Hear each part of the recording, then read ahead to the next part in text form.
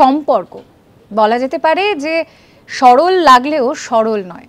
তো এই সম্পর্ক এক এক জায়গায় এক এক রকম হয়। আপনাদেরকে চীনে বরং একটু নিয়ে যাই, কারণ সেখানে এই সম্পর্ক ব্যাপারটা একটুখানি কীরকম যেন গোলমেলে।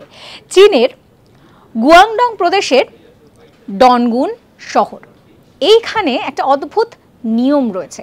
এখানে একজন পুরুষের একজন সঙ্গিনী থাকবে তা নয়, এখানে একজন পুরুষের একাধিক সঙ্গিনী রাখতেই হবে, এটা হচ্ছে তাদের নিয়ম।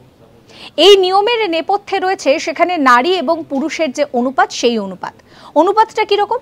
100 জন নারী পিছু 85 জন পুরুষ রয়েছে।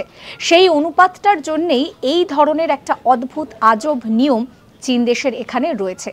আমরা সাধারণত কি জানি যে লয়্যালটি বা একজন পুরুষের একজন সঙ্গিনী থাকবে, এই ধরনের আলোচনাও হয়।